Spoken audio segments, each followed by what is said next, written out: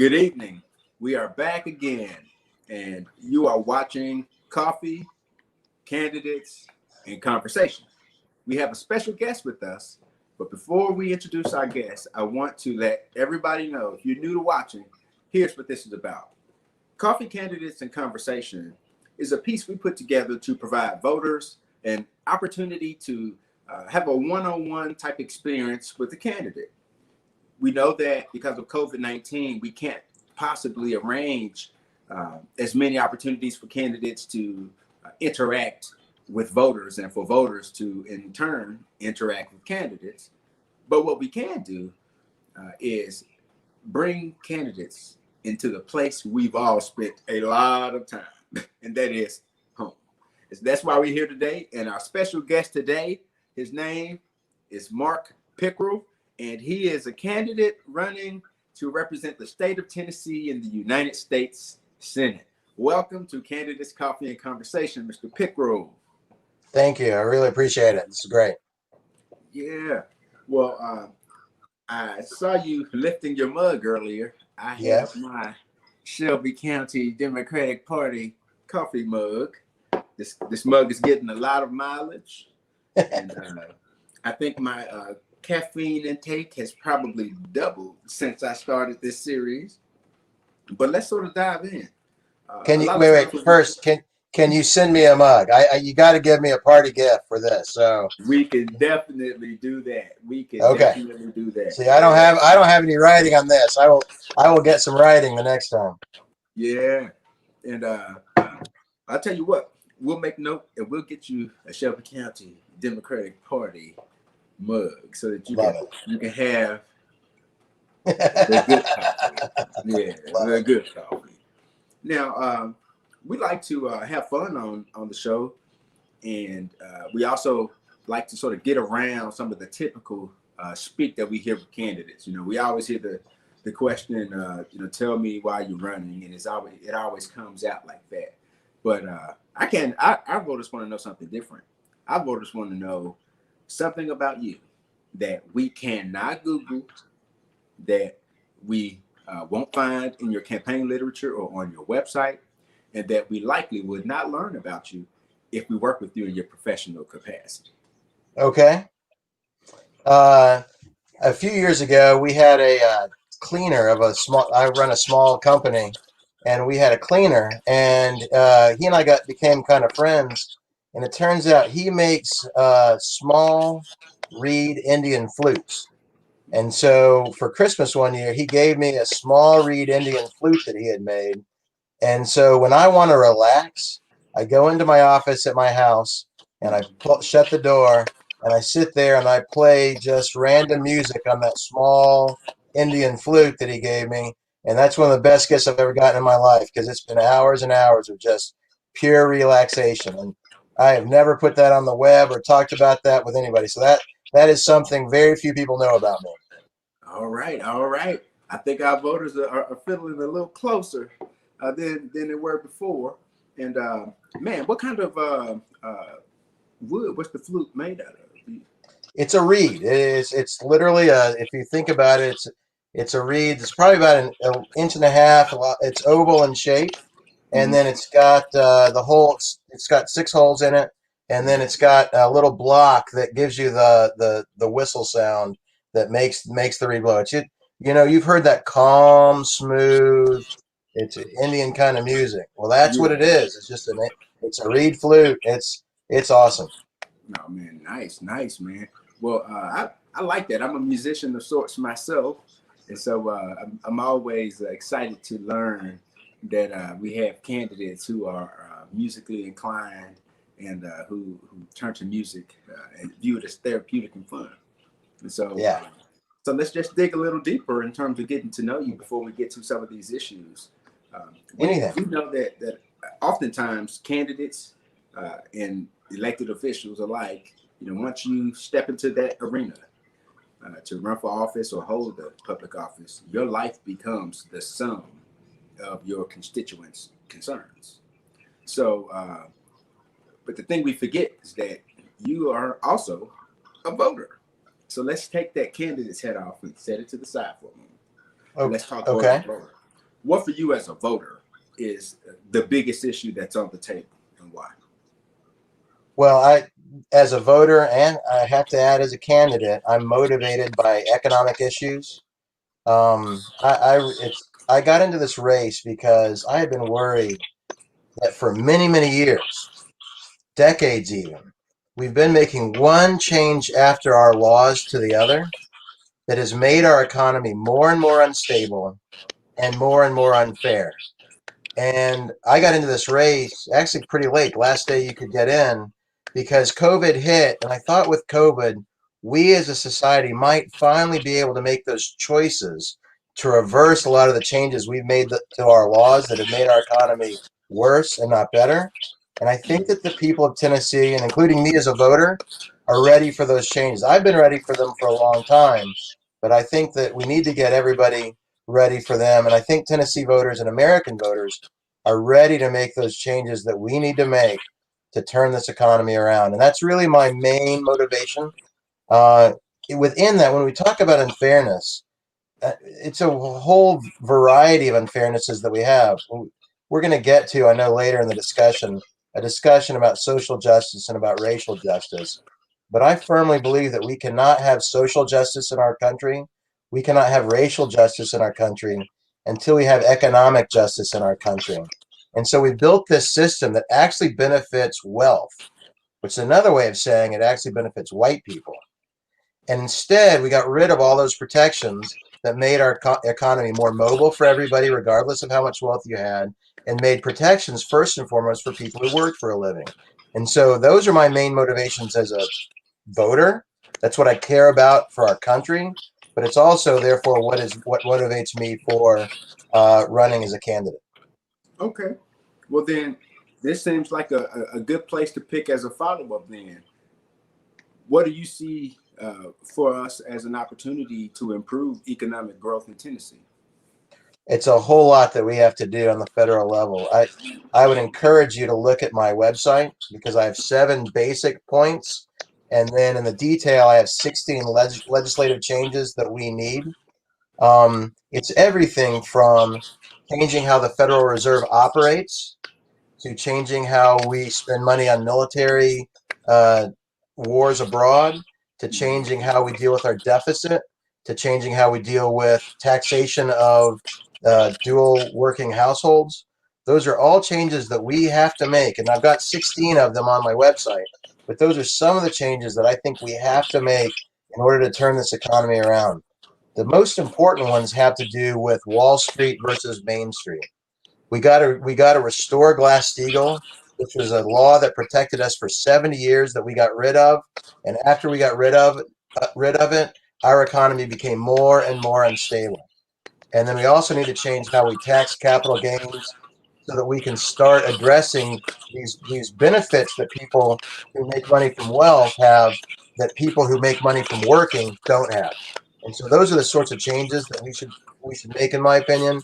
And they're all on my website there. They've been on there from day one because that's really my main impetus for running as a candidate. Okay. Um, well, could you tell voters who may be uninitiated and would like to hear you speak on it? You call it, is it the Siegel Act? It's Glass-Steagall, yeah. So, Glass-Steagall, could you give our voters who are listening, I guess, a simple of a breakdown of what that act covered? Yeah, happy to talk about it. So the last time we had the sorts of problems that we have now was in the Great Depression. And one of the things that we as Democrats did during the Great Depression was we separated commercial banking from investment banking. We separated bankers for Main Street from bankers for Wall Street. And what that does is, as long as you keep your money system connected to your productive economy, that is the production of goods and services, then you can have stability. And we had economic stability for 70 years. Now, then, once we got rid of Glass-Steagall in the 90s, we had the Asian financial crisis, the long-term capital management crisis, the NASDAQ bubble, the housing bubble, the great financial crisis of 2008, and now the Federal Reserve crisis of 2020. So we've had more and more bigger and bigger instabilities in our system, because what has happened is by getting rid of Glass-Steagall, we separated money from our real economy. And when you do that, you actually don't know, you've lost all your ability to keep things stable and know how to maintain the economy on a stable trajectory. And so what we've done is we it's like a boat where you were going along fine for 70 years on the straight and narrow, and then all of a sudden you take your rudder off and you start rocking back and forth, and you wonder, well, what happened here? Well, the answer is we got rid of the protection that we gave ourselves in the Depression that kept us stable for 70 years. And now, unfortunately, we have an unstable and unfair system because we've disconnected money from work, so to speak. And so what we need to do is reconnect money to work. It's going to be painful. I'm not promising a rose garden here. But in order for us to build a stable economy, to have a foundation that works, we are going to have to reconnect money to work in a way that we haven't for many, many years. And so, I mean, that's in a nutshell why that's such an important thing. And most people don't understand why things have gotten worse. Why do we have such great income inequality in our country? Why do we have bigger and bigger financial crises in our economy? Most people don't understand it. I have to say I do. And that's what motivated me to run, is because I know how to fix our problems. And so I decided to run and tell people, hey, this wasn't by accident. It was by design. And we can turn it around as Democrats. We can turn it around and we can make it better for ourselves and for our children and grandchildren. We just have to turn the direction of this boat, which is our economy. And so that's what I'm talking about when we go back and reverse some of the changes we made, Wall Street made, Washington made, that are really hurting us right now. And most people don't understand that, but it's what I've been looking at and studying as a lawyer for many, many years. And so it's when I look at those changes in the law and I see that they're going to create problems, and when those problems crop in, at some point I got to say I got to do something about it. And I decided to run for Senate. Okay.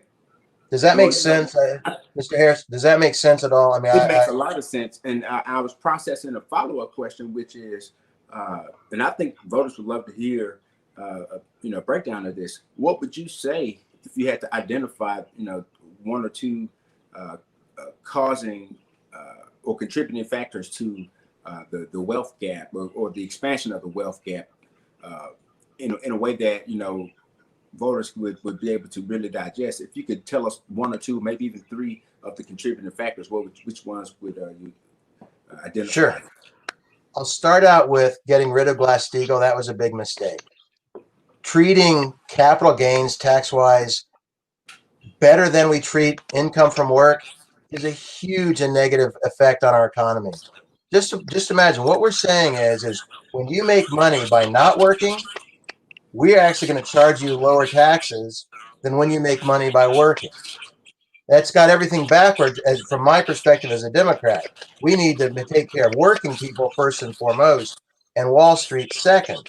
What happens is when you get rid of Glass-Steagall and when you advantage capital gains by not working, you tax not working at a lower rate than working, you start to create a culture, a mentality of get rich quick, of getting something for nothing, of devil take the hindmost.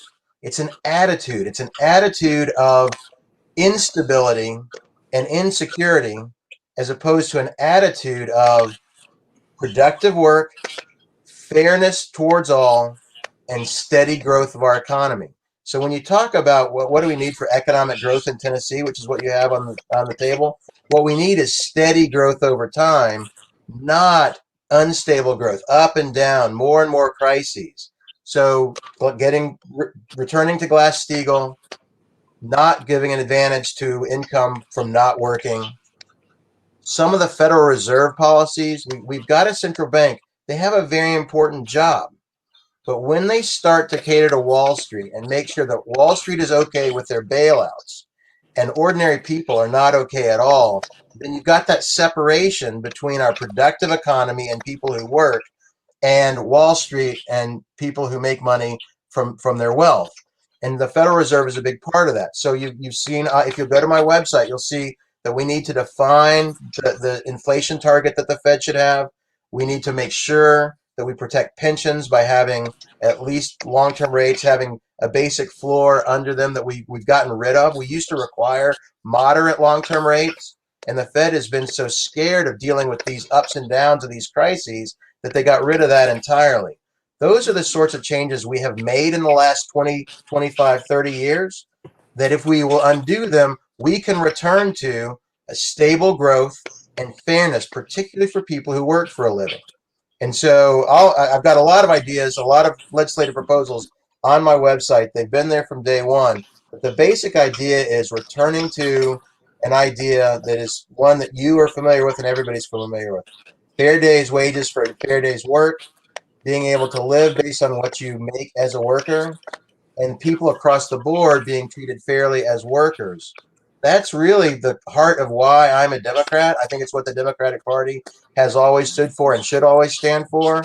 And I'm running for this office because I believe I can help us turn back into the direction we always knew we should be on. And we left our way. I mean, Washington and Wall Street got together decades ago and they started working against the American people. I want us to return back to, particularly as a Democratic Party, to return back to an understanding that our job is to help working people and to build a stable economy that grows over time. And that is what it means to be a Democrat. So that's why I'm running. Okay. Awesome. Awesome. Well, listen, voters, we need to take a pause for the cause. And so we're going to play an ad for you, a commercial that's going to share some very important information for you. So stay tuned and pay attention to this commercial. It's got one ask of you, and make sure that you follow through with what we're asking you to do. And then we'll be right back and we'll start our lightning round and we'll get into a lot of issues and you will really get to know more about our guest today, Mr. Mark Pickrell. So we'll see you in a moment.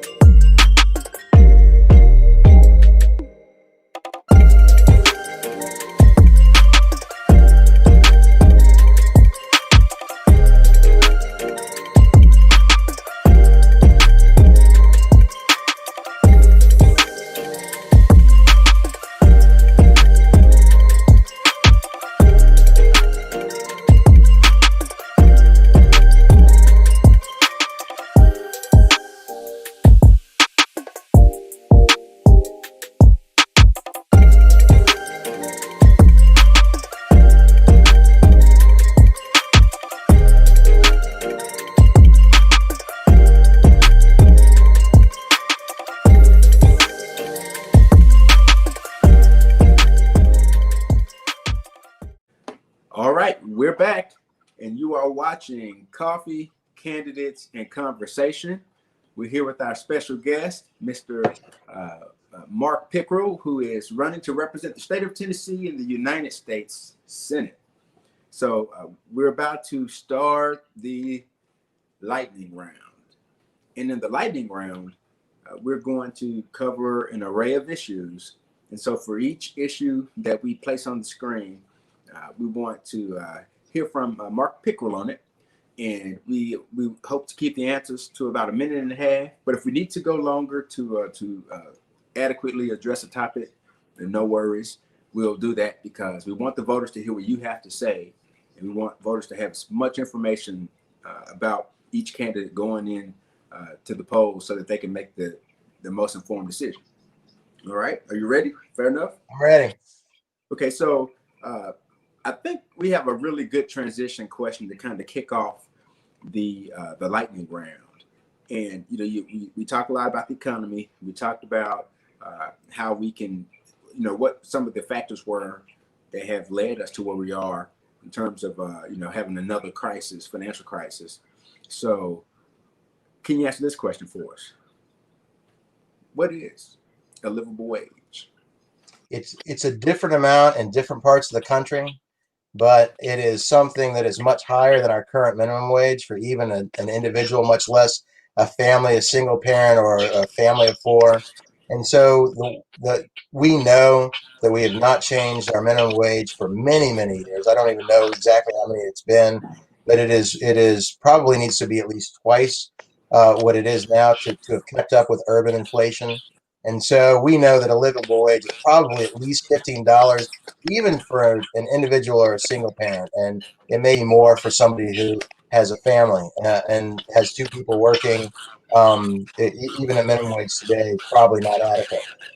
So, in my opinion, a livable wage is at least $15 an hour, probably higher throughout the Okay. country. Okay. Well, let's tap into another area. I'm going to put up a statement, and we're transitioning to a different category. Okay. So we have actually, you know what? This is a really good one. This is a really good one for you. I think you'll enjoy this. Healthcare access for the middle class versus access for the poor and elderly. And Yep. so, in line with that, here is the consideration. Middle class struggles to pay deductibles and medical bills, while poor Yep. people struggle to pay insurance premiums. So, Yep. what are your thoughts on that? Well, from day one of my campaign, I put a three-pronged approach for addressing healthcare insurance in this country for this very reason that you address here. There's a spectrum of needs. Not everybody has the same needs. And so I think that the best way to deal with flexibility and availability and affordability, the three goals we want to have for everybody, is to have a three-pronged approach where we have Affordable Care Act plans that are available and are available across state lines, that we have insurance premiums that are available for accident, disease, things like that, that are true health insurance where you don't have any pre-existing conditions covered. And then we need to have an opt-in to Medicare where you can have an income-based sliding scale to get access to Medicare. If we do those three things, in my opinion, we will solve the problem that you addressed on the screen here. We know that even with the Affordable Care Act, between 15 and 20% of people do not have any insurance at all, and they would like to have some sort of insurance, even if it's higher deductible. And so that's why we can have people have some high deductible plans. But for people who have chronic conditions or pre-existing conditions, or for poor people, we want to make sure that everyone has access to health insurance regardless of the amount of income they have. And so if we had an opt-in to Medicare where people pay a premium based upon an income sliding scale, then with those three prongs, we will have full accessibility, we will have maximum affordability, and we will have maximum flexibility. And so that's why from day one of my campaign, I had this three-pronged approach to healthcare. And as you have addressed it here, I think it actually solves all the problems that you're talking about in your two questions here. And that's been my goal from day one and will continue to be my goal. Okay. Okay, I like it. Well, I think we're about to tap into another one of the questions that relate to money, but just in a different way. What about the security of Social Security? Well, we have to make sure that we keep those promises. And one of the things that we can do, for example, is we know there are changes both from demographics, and so we've been looking at those as a country. But also originally, Social Security was intended to be insurance for people who could not work. And so you were not originally supposed to get Social Security if you had a job. One of the reasons for that is because we wanted to give entry positions available for younger people. And so I think if we we know that we could probably extend the existing life of Social Security right now by just making that one change to returning to what was in Social Security for 60 years. And so that's one change. But I also think we can supplement it in a much easier way and disconnect people's retirement from their work. Social Security is disconnected from retirement and work. You have your Social Security once you've earned it, no matter what your job is. Well, there's something called the Simplified Employee Pension, which we have at my company, and we instituted it so that everybody could get and build up on their own pension plan, separate from us as an employer, because we might go away one day. A lot of people have seen their employers go away, and the question is what happens to their pensions. But if we give everybody the chance to have their own pension, and if we shore up Social Security, then we can guarantee everybody a promising future in retirement after a full lifetime of work. And so those have been on my website from day one, like the healthcare plan and like my financial market reforms. And I put this sort of thing in there from day one because these are changes we can make. They sometimes require us to reverse some bad choices we made recently. But if we do so, we can make something that is solid and strong and stable, not just for people older than me, not just for people my age, but also for young people too. And that's important because part of our job as a society is to maintain connection intergenerationally. But we have an obligation to those older than us, and we have an obligation to those who are much younger than us to make sure that we have an economy that's stable and growing and is structured to take care of everybody throughout their working life and beyond. And so that's what I've done on my website. That's what I've done on my campaign platform, and that's what I intend to keep doing. Sorry if I went over, but Yeah. these are important to me. Well, let me ask this question, and in lines with issues with affecting our economy, and when we think about what's going on with the the in your face exposure to our healthcare system problems, what do you think of America's? How would you rate America's response to COVID-19 on a scale from 1 to 10, with 1 being really bad and 10 being absolutely excellent? And so, and then after you rate it, either way, can you tell us 3 things that you would that you would have done differently or better? Well, I can't say that I would have done anything better because when you're responding to a new thing and when you're trying to make decisions with inadequate information, then I personally think that one of the things that we should not do is tear one another down. So I'm not going to do that. I think America's response as a people is a 10. We have voluntarily self-isolated since March. We have worn masks. There have been occasional problems in areas, but as an overall country, I think the American people have responded to this epidemic by caring about their fellow man, by trying to take those steps to protect society. And I think that is something that we as a people should be very proud of. Government's response is like I probably hit or miss. I mean, in general, I think that we may have shut our economy down too much at first, and then we may have opened up too slowly. But we got some spots that never shut down, and they're starting to be hot spots. I think some of the sending people back to nursing homes and that where they could infect other people, and a lot of people died. That's a huge error, and that's something that we should not repeat. So like I say, in general, I think the American people have been awesome. I can tell you this where, based on what I know now, back when this started, it looked like, and the data indicated that between 3 to 5% might die who got this disease. That's a lot. That kind of number deserves to shut down everything, send everybody home, keep this thing from spreading. I mean, if you told me that if we drove cars for the next 3 months, 3 to 5% of the people who drove cars would die, we would agree, let's stop that. Now that we've had a little bit more time under our belt and we've learned a little bit more about this new pathogen, then what we've learned is that it looks like, for certainly for people who are under 70, that and people who do not have comorbidities, that their death rate is probably 0.04%, 0.08%, something like that. So with that new data, what we probably should do is return back to as much a normal life as possible with the following caveats. 1, people who are particularly vulnerable need to still be protected and need to isolate to save their own lives, and we should support them in that situation. In workplaces, places indoors, you got to wear masks, and you got to stay out of indoors as much as possible, and still get on with your life. And then we have to socially distance everywhere, particularly outside and certainly inside, even if you have masks.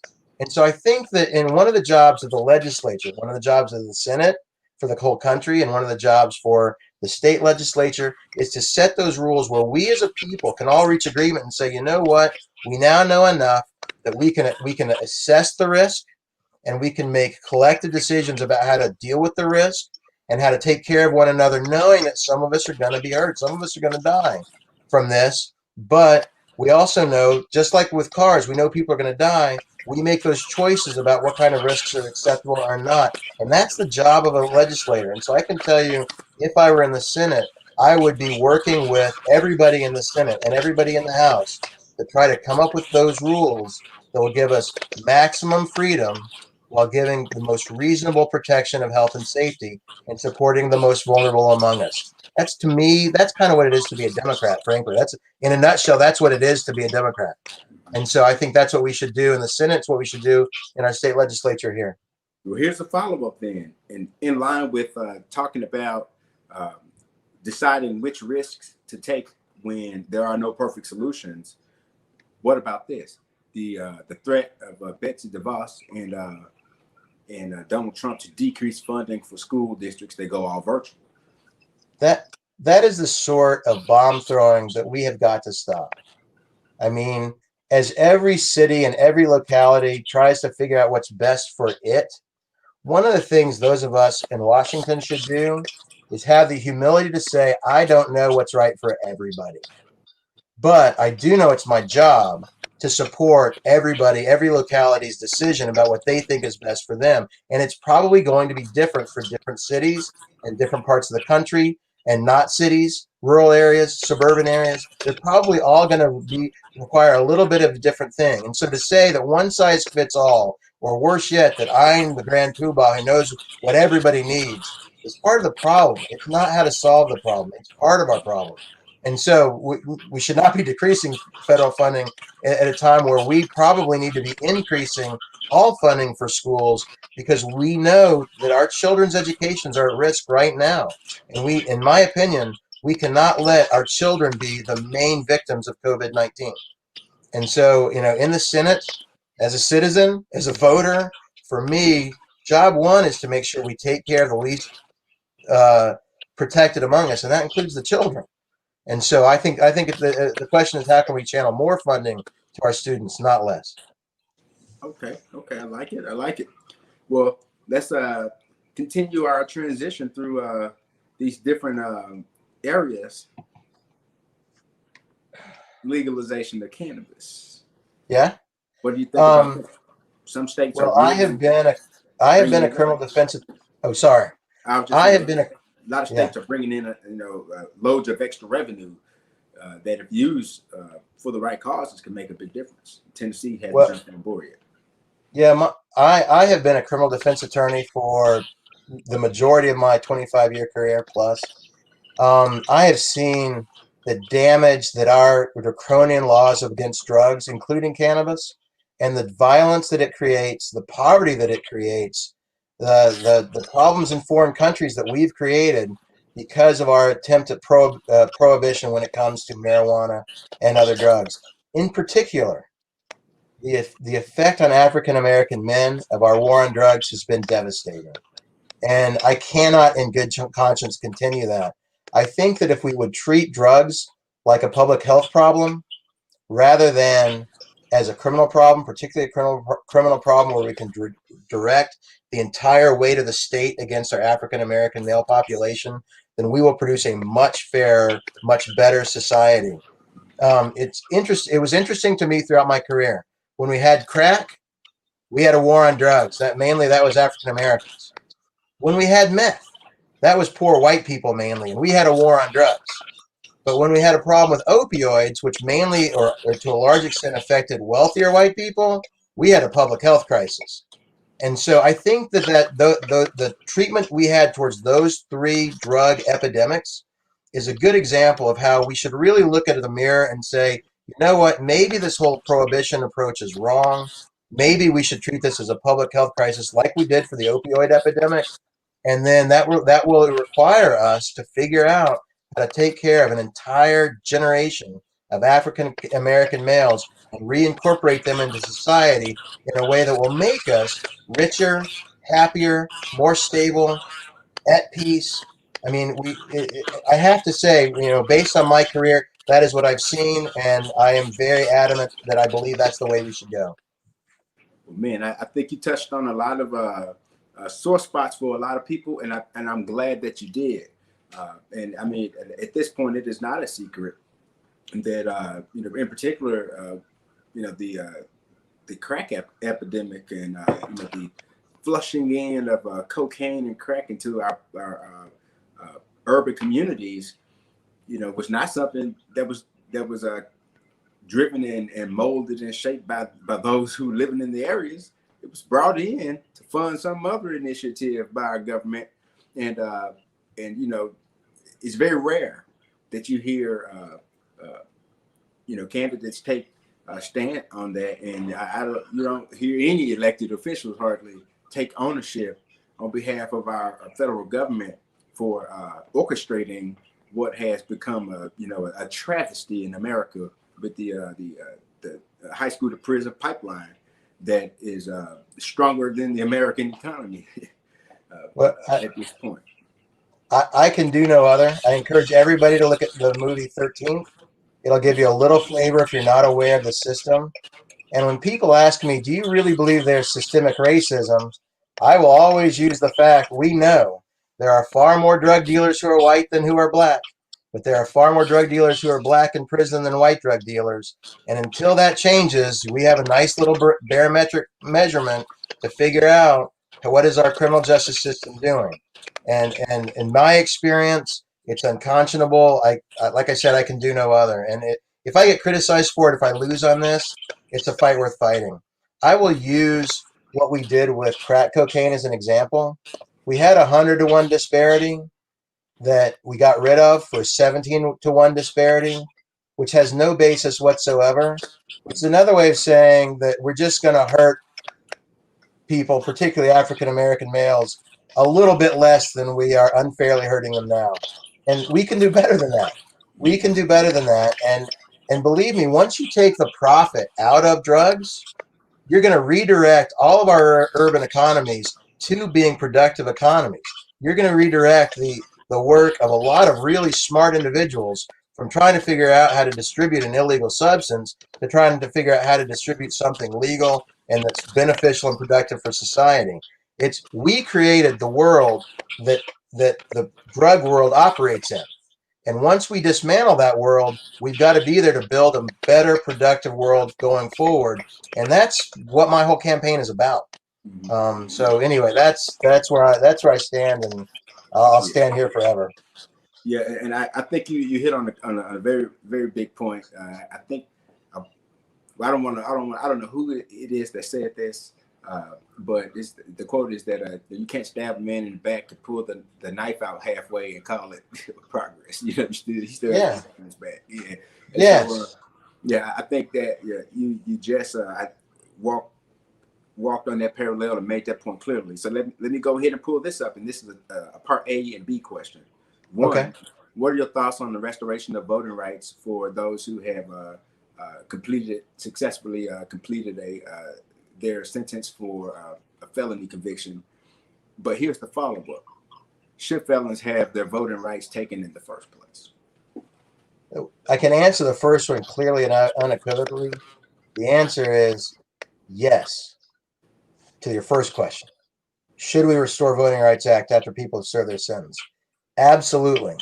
You know, I always think that it's funny because when we look back at the Civil War, one of the things that we did as a country was we took all of the Confederates who had waged war against the United States, and we restored their voting rights.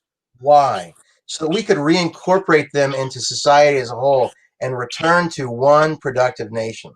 Well, once you incarcerate so many people, particularly people of color, then you have to ask the question, what do you intend to do, Mark Pickrell? What do you intend to do, Mark Pickrell, to restore people back to one whole nation?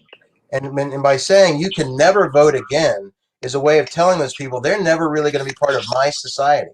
I think that's a huge mistake for me and for them and for everybody. And as far as eliminating voting rights during the time of incarceration, I got to tell you that's something I've never really thought about. We are so far from protecting people who have served their time that I haven't even thought about how far should we go in protecting people. I have to assume that I can trust people who are serving their time to be able to vote. It's not something that I've given a lot of thought about, I'm sorry to say. But right now, because your first question, we're so far from addressing as a country, I haven't been able to get to the second question. I'll have to think about it some more. I know where my heart is. I just, it's something that we, again, it's part of why I'm running is because we have to get our whole society working together. I can't just go tell people, hey, if I can get 51%, I'm going to ram these laws down your throats. Because that means if that other guy can get 51%, then he can ram his laws down my throat. So part of what I want us to do as a country is to start building that common ground and trying to listen more than we dictate and trying to persuade more than we order. And so on your second question, I think ultimately my answer to that over time would be a function of listening to the people who don't want to give any felons the voting rights and why and what is their goal there, and persuade and to listen. And if I can change their attitude, particularly towards the first question, I think we've got a shot at changing their hearts toward the second. But that's going to take some time, and that's what political leadership is. It is not going in and saying, if I can just win with a bare majority, then I'm going to get everything shoved down your throat, because that majority switches back and forth, and we've got to start working as an entire people, not as just two camps constantly at war with one another. Mm-hmm. And I think it's important that we touch on a big topic, which is criminal justice reform. I understand that you're a defense attorney and you've got a wealth of experience and knowledge in these areas. Tell the voters your thoughts on criminal justice reform, and give them some insight into and perspective on ways that we can move forward and improve our criminal justice system. Sure. It's been a real privilege for me to be an appellate attorney in our civil system for the last 28 years. I clerked on our Court of Appeals, and I've been a lawyer there for virtually my entire career. I've had some of the most important criminal justice wins in the Sixth Circuit. I've won a case, Jewett versus O'Day, White v. Warden, United States versus Williams, which is one of the most important federal sentencing cases. And it's because of that work that I was ultimately asked to represent Cyntoia Brown in her last federal appeal. I represented her at the time that her sentence was commuted by the governor. And so it really is the heart of my practice has been as a criminal defense attorney, trying to reform our criminal system, in particular, our federal criminal system. There are so many changes I would like to make that I really can't list them all, but it is everything from sentencing reform to reducing mandatory minima to trying to change a lot of the effects of post-sentencing effects on people. And it's everything from Jinx Act to no-knock warrants and things like that we have to change. I can literally give you dozens of changes that, based on my long career, I would like to make. But ultimately, I want people to understand that I have been privileged to see the dark underbelly of our criminal justice system. And I think that it's very important. And I'm running as a U.S. Senate candidate, because we have got to change how we treat people who are involved in criminal justice, particularly African Americans and people of color. And so that's a big motivator for me, and that's my background, and that's part of why I was appointed by the U.S. Civil Rights Commission to their Tennessee Advisory Committee. Let's go a little deeper in this area. Let's talk Okay. about social justice, civil rights, and race relations in America. We have the Black Lives Matter movement, which was re-energized in the light of what happened with Breonna Taylor, and then we have what happened with George Floyd, and the list is so long. Philando Castile and Trayvon Martin, even going back far beyond, farther back beyond and before Trayvon Martin. And yes, the list goes on. So, what do you think about race relations in America? We got a whole lot of work to do, starting with the man in the mirror for each of us. And I already mentioned this once. That it is that my economic program is based upon and imbued with the idea that we cannot have social justice or racial justice in this country and still we create an economic foundation of economic justice. So that is my big motivation. In my personal life, like I said, as an appellate lawyer, I've been involved in criminal justice reform for decades of my career. I've worked on Voting Rights Act cases. Because of my work with criminal justice reform and the Voting Rights Act, I was appointed to the Tennessee Advisory Committee of the U.S. Civil Rights Commission, and I look forward to doing that work. I think the work of the commission is extremely important. Now is as important as ever during the life of the commission. And so that's where I am dedicated towards working. And I think that what we have to understand is, for all of us, that as we build up a society where people are freer to pursue their own goals and their own ideas of life, liberty, and the pursuit of happiness, and as we make sure that everybody, particularly people without regard to their ethnic background, skin color, race, that as we build a system that is designed to protect everybody, we will have to, and we will be the beneficiaries of a much better world. I will use housing as a good example. We know that the housing laws, one of the things that happened after World War II was HUD, the VA, the variety of housing programs we have greatly benefited white people to the disadvantage of black people. And then when we create an economy that benefits wealth over people who work, we compounded the racial effect of those public policy choices. And so the question for all of us is, and I hope particularly every African American will ask the question, what is the best system and structure for us as a nation to build a future that will be protective of everybody particularly without regard to race? And this is something that I said to some Pan-Hellenic Society people here in Nashville, and I got some criticism and I got some praise for it. We have to remember the discussion that took place among Booker T. Washington and W.E.B. Du Bois, um, George Washington Carver, over 100 years ago, where African Americans had to ask this basic question of, do I need to be separate from and independent from the nation's economy as a whole, or can I integrate and build a life within that system? Now, I think it's our job all as citizens, as a voter, to make a system that is fair and free for everybody. But I think particularly for people who are from disadvantaged groups, particularly African Americans, then what I want to do as a senator is provide that platform for individual people, regardless of their circumstances, to be able to make the choices that will let them build wealth, build economic security. And from that, you build families and communities and churches and businesses. And so that's really where I'm coming from. And that's my motivation for my economic platform. It's not on there. It's not something that I said, hey, this is a social justice program, or hey, this is a racial justice program. But I want everybody to understand that is what it is.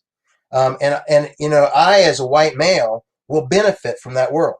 I've already benefited from MLK and the promise and the hope of a society that has overcome the legacies of slavery. I've already been the beneficiary of that as an individual. My job is to make sure that those opportunities are available to everybody in this country. And that's what motivates me, and that's what motivates the platform that I've got on my website. Okay. Well, let's we have three more issues that we want to talk about in the lightning round, and then we'll get to our big question at the end. Okay. So I'll dive into the first one, which will be cracking down on cybercrime in a world that now is becoming more technologically advanced. Yes, no, I think that obviously that we have always had wire fraud statute. So the federal government actually has made illegal all cybercrime. Some of the issues we're going to have to deal with are going to be personal privacy issues, protecting our privacy online, in particular when it comes to the collection of data by businesses and the collection of data by governments of us as individuals. This is a particularly dangerous area where if you really looked at the metadata on my cell phone, sorry, it just rang, but if you look at the metadata on my cell phone, you would really be able to track me as an individual, and you'd be able to define me in ways that most people could not 20 years ago. And so I do think that when it comes to cybercrime, our biggest issues are probably going to have to do with personal privacy. Europe has led with some of the right to be forgotten laws and some of their privacy regs. California has pursued those as well. I think that there will be a role in the next session of Congress for the Congress to take on protection of personal privacy online.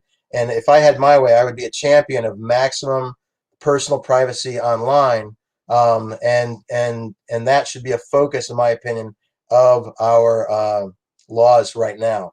I have to say, and that involves some restriction on the government's ability to snoop on us.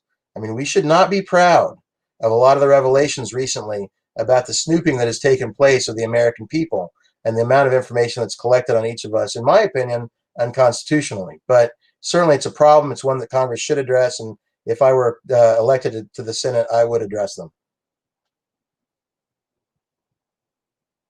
Wait, I lost you. Sorry. I'm back. Can you hear me?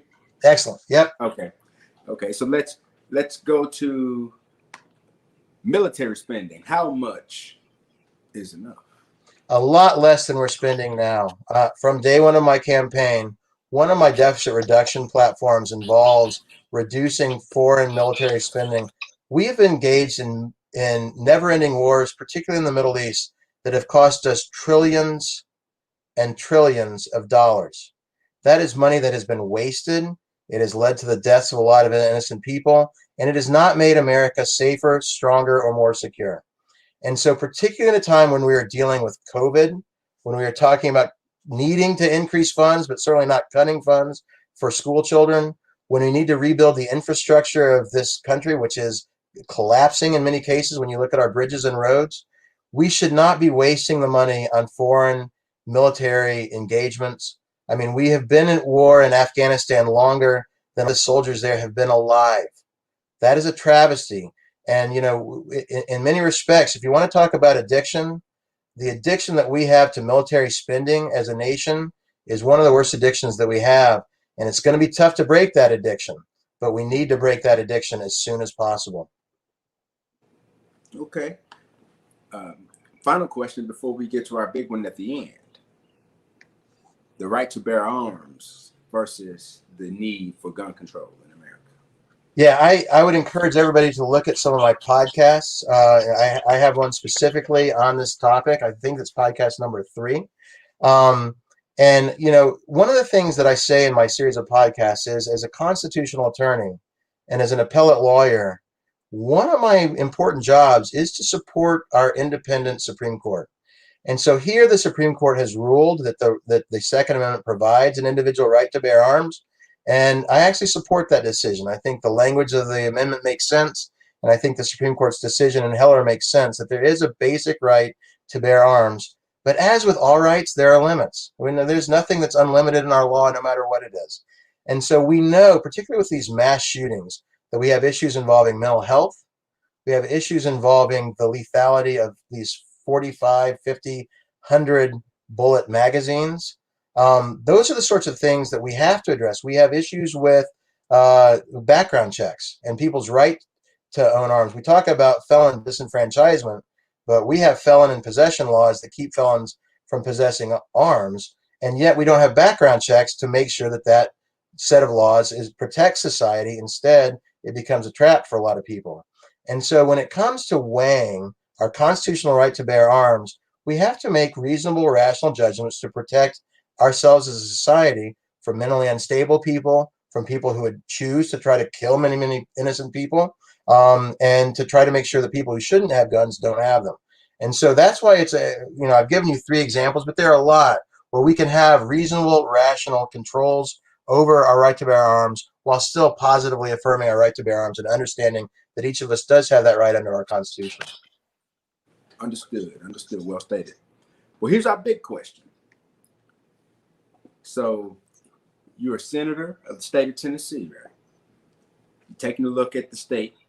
Do a SWOT analysis for us. Tell us what our greatest strength, weakness, opportunity is, and what you would identify as the greatest threat to us moving from where we are today to where we can be tomorrow.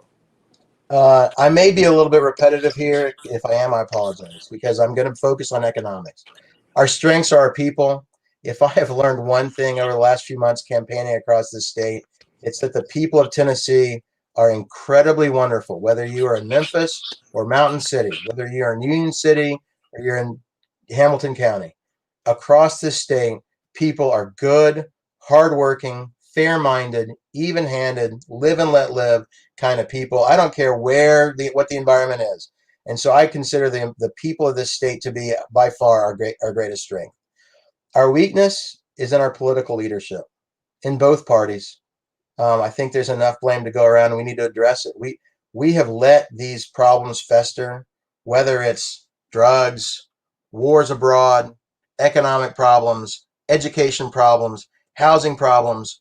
We have been at each other's throats for so long, we forgot what it's like to try to reach common ground and solve problems with people whom we may disagree with on things. And I think that's our greatest weakness. One of the things that I plan to do in this campaign, and I've done my best to do, is to be positive, upbeat, and constructive. Because I don't think there's any way that we can take advantage of our strengths. If we as political leaders do not work together to actually solve problems, putting people above politics and solving problems above our own careers, money, or what have you. And I think that's so our weakness is our political leadership. Opportunities, we can fix this. The opportunity is there for us to work together, to find common ground. There's a lot of common ground that we have across the political spectrum in a variety of different cities, rural areas, different parts of the country. We can work together if we just have, I believe, political leadership who's willing to pay the price. And that means get criticized and maybe lose an election. I don't ever want to be in the position where I care more about being in office or staying in office than I care about doing what the people of this state and this country need. And so that's the great opportunity. And as far as threats, it is that we will stay at each other's throats, that we will let anger and hatred and fear dominate over love and reason and civility. If that's the biggest threat, again, is that man in the mirror. It's us. We people have great strength, and these are great people, but we can choose to tear ourselves down. And I don't care what the subject is. When I see it, and I've experienced it as a candidate now, so let me tell you, there's a lot of hate out there too. But the hate, I've found, can be dealt with when you deal with it with some respect, some humility, some calm, some patience, some understanding. And so that's why the threat is also us, because each of us as an individual and as a group and as a state and as a country has got to figure out how to take the hate and the anger and the negativity and the criticism and the ego and the money off the table and put the things that are more excellent onto the table. And so that's what I see as our biggest threat too.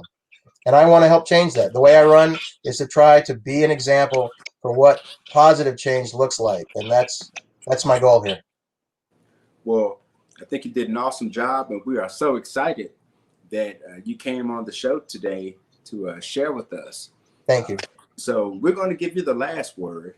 I'm going to give some quick information to our viewers and those who are voting, and then we will turn it over to you to make your final pitch and tell the people why you're the best candidate and why you deserve their vote, and then we'll be wrapping up.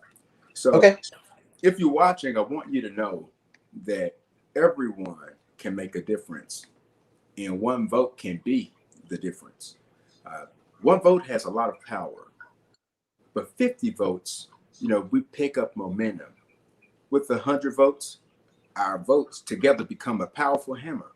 With 1,000 votes, we can change an election in a district or in a county commission district or city council district. But with 10,000 votes, we can impact what happens across this state. We have power in Shelby County. We have power in Tennessee. We just have to use it. And so I'll end with saying this. Voting is a part of the fight. We cannot be advocates for change if we are not also advocates for civic responsibility. So get out to vote. There's one other piece that you need to add on the list of things that you have to check off you being responsible as a citizen, and that is participating in the census. We've got to come to our census and complete the census survey. It's important because by completing the census survey, we ensure that our district lines will be drawn fairly, and we also ensure that the federal dollars that will come to Tennessee that are allocated for Shelby County will actually get here, and then the right amounts, so that our community that needs those resources to continue moving forward can have access to them. So please take 10 minutes out of your busy schedules and complete the census survey. And if you have already received your absentee ballots, today is the day. Mail it today, and make sure you get that ballot sent in.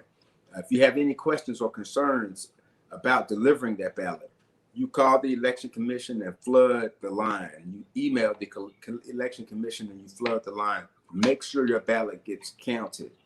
There are issues brewing, and we plan to address those issues. But make sure you do your part if you have your ballot, get that ballot in. And so with that being said, at the bottom of the screen, you see a website. It's www.pickrell2020.net. And that's the website where you can find more information about Mark Pickrell and the various ideas and his campaign platform that he's shared with us today. And I'm going to now pause and give our guest, Mark Pickrell, an opportunity to close us out and talk to you, voter the candidate directly, and explain why he deserves your vote. Mike is yours. Well, thank you, Mr. Harris. I really appreciate this opportunity. This has been a lot of fun for me. It's one of the best things about campaigning. And I'm maybe a little bit different here. I usually am, because I'm not going to tell everybody listening that they should vote for me. Instead, what I want every Democrat who's listening to this to think about is who running for Senate in the Democratic primary has the best chance of winning the statewide contest in November. The entire purpose of a primary is to pick your champion to go win in November. From day one, I've structured my campaign to win in November. I believe that I have the ability, the connections, the background, the platform, and the approach that has the best chance of winning in November. And those are the choices I've made. But like you said, the key to voting is not what I think. It's what every voter thinks when they go in that voting booth. And so I would ask every Democrat listening to this interview to think about is which of the Democratic candidates has the best chance of winning in November. And if you think it's me, please, I ask for your vote. If you think it's somebody else, I ask you to vote for them. Because this race is not about me winning for me. It's not about me winning for the ideas I think that are important. It's about you deciding what you think is the best way for this party to get the best candidate to win in November. We have not won an open seat in the Senate in 30 years. We've not won a statewide seat in 18 years. That is a legacy of failure and frustration that is one of the things that motivated me to run for this office, because I believed in April when I signed up for the ballot, and I believe it now, that I am one of the best chances we have to win the Senate seat this year. But ultimately, that decision is up to you, and I want to reiterate what Mr. Harris said in closing. Your vote matters. It matters because you matter. It matters because your opinions matter. It matters because your participation in our society matters. It matters because people made great sacrifices for each of us to be able to vote. And so whatever you do, no matter who you vote for, make sure you vote. And if it's for me, thank you. Have a great week. General election is this Thursday. All righty. Well, you heard it from the man himself, Mr. Mark Pickrell. I've enjoyed this interview. Thank you so much for joining us on today. And we look forward to seeing great things from you. And we wish you good luck as you prepare to make it through this final stretch of this campaign season, the primary phase. So thank you for joining us, and thank you. Have a good day. You too.